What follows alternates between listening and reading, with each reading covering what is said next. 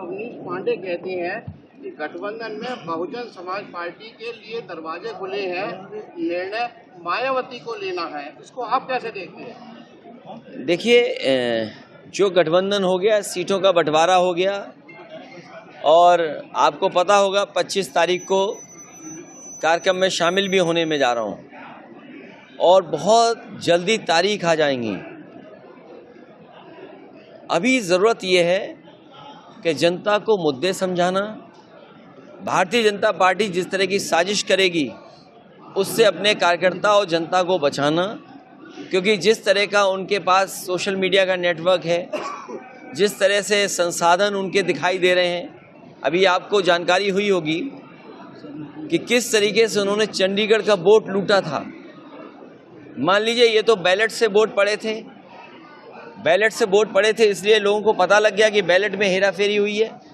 मान लीजिए मशीन से वोट पड़ा होता तो मशीन को कहाँ से खोलते हम, कहाँ से कोई देख पाता। तो ये तो बैलेट की वजह से इनकी चोरी पकड़ी गई, वोट की लूट पकड़ी गई। भारतीय जनता पार्टी एक गिरोह की तरह काम कर रही है, राजनीतिक दल नहीं है।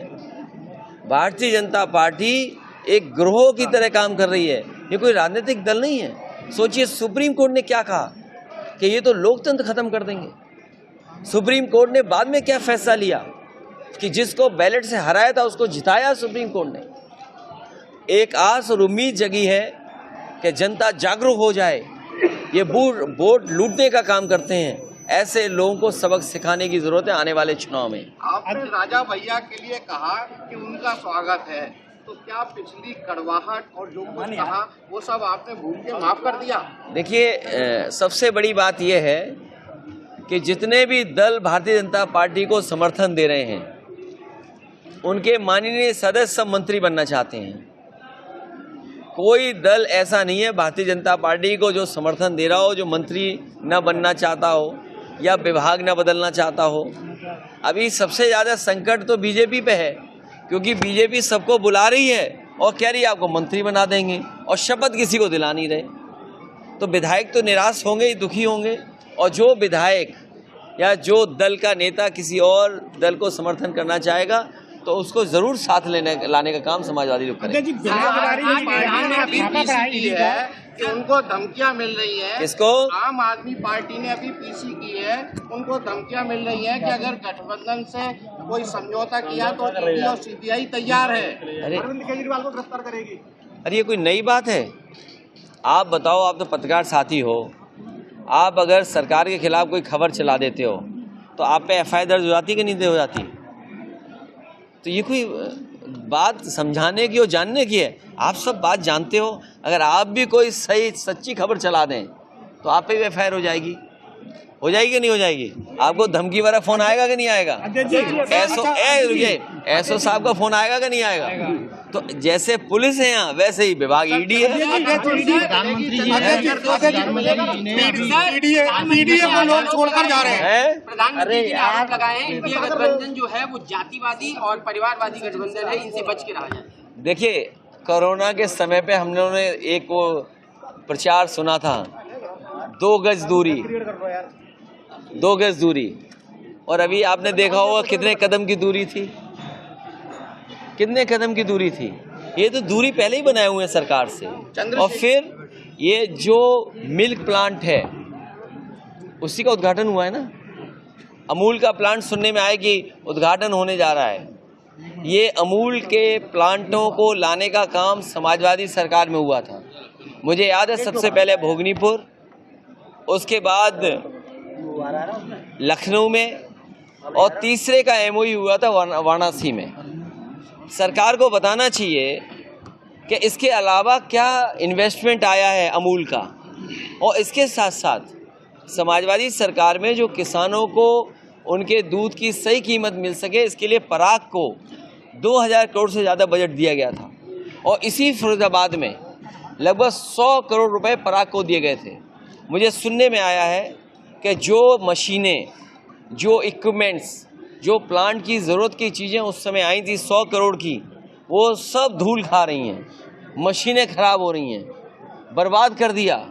तो इन्हें सरकार को बताना चाहिए कि पराग में या अमूल में या और डेयरियां हैं उनमें क्या सुधार लाए हैं। हम तो अपने यहाँ का जानते हैं, यूपी का पहला काऊ मिल्क प्लांट, यूपी का पहला पराग का काऊ मिल्क प्लांट कन्नौज में, उमरदा में समाजवादियों ने लगाया था।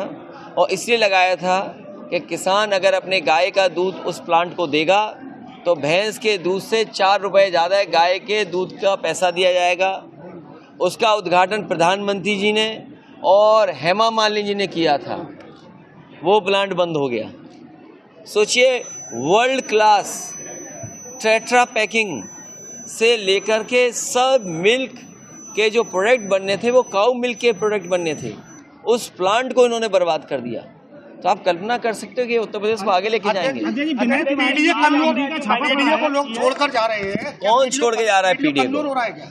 अरे हमें तो सुना है कि पत्रकार भी पीडीए की तारीफ कर रहे हैं। सर चंद्रशेखर को स्वामी प्रसाद, हाँ वो बात आनी है, अभी आखिरी में आनी है। छोड़कर गए, उन्होंने अपनी पार्टी बना ली है। मैं अपने अजीम भाई को और बहुजन समाज पार्टी के बड़े नेता टीटू और पूर्व में रहे इनके परिवार से प्रधान और इनके सहयोगी साथियों का सबका स्वागत करता हूं। और रुखसाना बेगम जो मेयर का चुनाव लड़ी थी, उस परिवार से भी मेरी भेंट हुई है। वो भी आज समाजवादी पार्टी में शामिल हो रहे हैं और मदद करने के लिए उन्होंने आह्वान किया है। मैं अजीम भाई का और टीटू और इनके जितने भी सहयोगी साथी हैं उनका धन्यवाद देता हूं। और इसलिए भी धन्यवाद देता हूं कि ये बड़ी लड़ाई जो बाबा साहब भीमराव अम्बेडकर जी का संविधान बचाने की, इस देश का संविधान बचाने की, लोकतंत्र बचाने की, हमारे भाईचारा को बचाने की, आपस की जो मिली जुली संस्कृति उसको बचाने के लिए ये दोनों लोग जो साथ आए हैं, मैं इनका स्वागत करता हूं और बधाई देता हूं। और मुझे उम्मीद है कि पार्टी के लोग और हम सब लोग मिलकर के इनका वैसा ही सम्मान करेंगे जैसे पूर्व में हम लोग सम्मान करते हैं।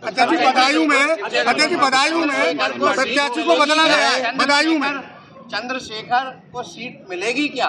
नहीं, आप किस चैनल के हैं वो बता दो। मैं आज तक का हूँ। तो आज तक को क्या चिंता है किसको सीट मिलेगी? मैं पूछ रहा हूँ आपसे, मेरा सवाल है।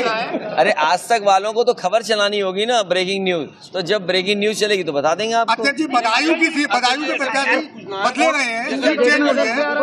क्या वहाँ कमजोर बदायूं में है प्रत्याशी कमजोर साबित हुए क्या? कौन कमजोर हुआ? जो पहले जो जैसे शिवपाल जी का आप चेहरा। नहीं, देखिए ऐसा है, ये पार्टी की रणनीति है।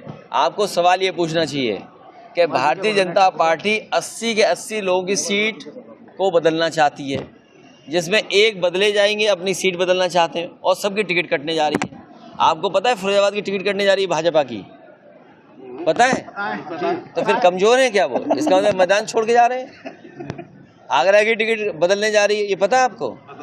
तो देखिए सब पता है इनको। देखिए इसका मतलब ये है कि आप सब जानते हो कि भारतीय जनता पार्टी के एक के अलावा सबकी टिकट कटने जा रही हैं, जो मैं समझ सकता हूं आप लोगों से, क्योंकि आसपास सब आप जानते हो, पत्रकार हो, आपस में परिचय रखते हैं, चर्चा करते हैं, तो आपको खुद पता है कि भारतीय जनता पार्टी सबकी टिकट काटने जा रही है एक के सिवा, और वो भी अपनी सीट बदलना चाहते हैं। या समाजवादी पार्टी और इंडिया गठबंधन 80 के 80 सीट जीतता है, तो क्या समाजवादी पार्टी प्रधानमंत्री पर दावा होगी? अच्छा, आपको क्यों चिंता है इस बात की? देखिए, आप अगर खुश हों तो आपकी भावना से मैं अपनी भावना मिला दूं।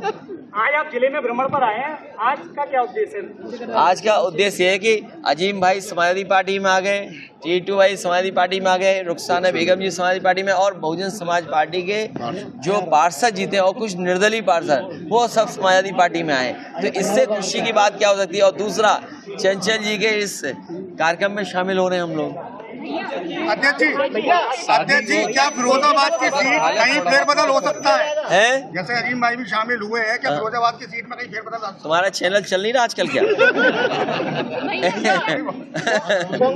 तुम्हारा चैनल नहीं चल रहा, जाओ। भाजपा साम दाम दंड अपनाने वाली पार्टी है। 2024 के चुनाव में आप अपनी दैया कैसे पार करेंगे? देखिए, भाजपा एक्सपोज है, और एक्सपोज इसलिए है कि आप सरसों का तेल की कीमत पता कर लो, आप दाल की कीमत पता कर लो, चीनी की कीमत पता कर लो, और जो दावा कर रही सरकार कि हम दुनिया के 5वीं अर्थव्यवस्था बन गए हैं, वो 80 करोड़ लोगों को राशन खिला रही है। ये सोचिए आप, और किसान की किसी भी फसल की कीमत नहीं दे पा रही। ये सरकार सदन में कहती थी कि हम आलू खरीदेंगे। अरे आप तो आलू बेल्ट के लोग हैं, अगर एक भी आलू खरीदा हो तो बता दो आप।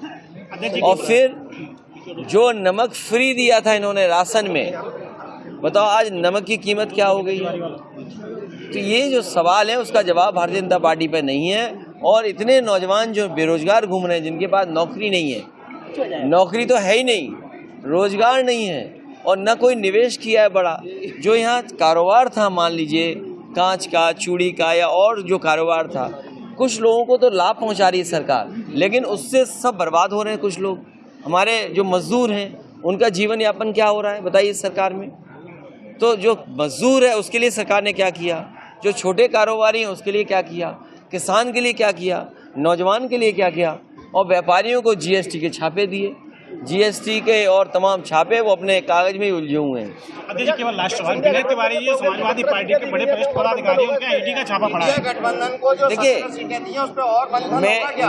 देखिए एक साथी जो पूछ रहा है ईडी का छापा, सीबीआई का छापा, ये जैसे आपकी थाने की पुलिस होती है वैसे ही वो लोग हैं। तो इससे एक लाभ तो होता है कि आपके कागज ठीक हो जाते हैं। तो ये आपके कागज ठीक करने आ रही है, एजेंसी जो आ रही हैं वो कागज ठीक करने आ रही हैं। और इससे बड़ा सवाल आपको ये पूछना चाहिए, ये आपको उलझा के रखी बीजेपी, क्योंकि ये पत्रकार साथी ने सवाल अच्छा पूछा है। सबसे बड़ा सवाल ये है कि 10 लाख करोड़ बड़े बड़े उद्योगपतियों का इन्होंने कर्ज माफ़ किया है। 10 लाख करोड़ का कर्ज माफ़ किया है और देश के बड़े बड़े उद्योगपतियों को लोन कितना दिया है आप सोचिए। ये जो महंगाई है, जो नौकरी नहीं है, रोजगार नहीं है, उसका कारण एक ये भी है कि 10 लाख करोड़ तो इन्होंने उद्योगपतियों को कर्ज माफ़ कर दिया। और जो पैसा किसान, गरीब और नौजवान के लिए नौकरी के लिए खर्च होना था, वो पैसा उन्होंने उद्योगपतियों को दे दिया लोन। तो अगर देश के उद्योगपति सब पैसा लोन में ले लेंगे और उन्हीं का कर्ज माफ़ हो जाएगा तो हमारे किसान का, नौजवान का भला कैसे होगा। तो आपको उलझाने के लिए, विपक्ष को डराने के लिए, विपक्ष अपनी आवाज़ न उठाए उसके लिए ईडी। अरे ईडी अभी तो विपक्ष पे चल रही है। ये हमारा पत्रकार साथी जब न्यूज़ चलाएगा तो ये भी चलाएगा कि जो अखबार, जो टीवी न्यूज़ कभी सरकार के खिलाफ दिखाता है उस पर भी सीबीआई और ईडी हुई है। हुई कि नहीं हुई? भैया इंडिया गठबंधन में 17 सीटें दी गई हैं कांग्रेस को, क्या और मंथन हो गया? 17 काफी है? तुम्हें कोई समझ में आ रहा हो कि ये भी दे दो, बता दो। बताओ कौन से दे दें। अरे नहीं, तुम बताओ कोई तुम्हें समझ में आ रही हो कि ये और दे दे। नहीं ये ना समझ में आ रही हो, ये समझ में आ रही हो कि 2 वापस ले लो। बताओ कौन सी ले लें, कौन सी वापस लेने बताओ। लखीमपुर खीरी के लिए बार बार कांग्रेस कह रही है ये सीट हमको मिलनी चाहिए। ये कोई चर्चा नहीं हो, सब बातचीत हो चुकी हैं। और देखिए इतने दिनों जो बातचीत हुई है तभी ये फैसला लिए। और हम तो अभी भी देखिए बहुत लिबरल है समाजवादी पार्टी कि भाई प्रत्याशी ऐसा हो जीतने वाला, प्रत्याशी ऐसा हो जो बीजेपी से मुकाबला कर ले। हमें सवाल ये नहीं कि संख्या क्या हो या वो हमारी गिनती कैसे आगे पीछे हो, लेकिन कम से कम जीतने वाला जो हो, चाहे हमारी पार्टी से लड़े या गठबंधन का लड़े, ऐसा हो जो बीजेपी का मुकाबला कर ले। मोदी जी ने 400 की गारंटी ली है। मोदी जी कह रहे हैं 400, मोदी मतलब 400 गारंटी। देखिए अच्छा ये बताओ, कोई गारंटी चल रही है? आप बताओ नमक की कीमत क्या है? कोई गारंटी है नमक की कीमत पे? डीजल पेट्रोल की कोई कीमत की गारंटी है? ये गारंटी केवल घंटी है, गारंटी नहीं है ये। जैसे आपने तालियों थाली बजाई थी वैसे ये घंटी है। आप ये बताइए गारंटी नौकरी की क्यों नहीं है, गारंटी रोजगार की क्यों नहीं है, और गारंटी महंगाई कम करने की क्यों नहीं है? चलिए पत्रकार साहब धन्यवाद, आइए।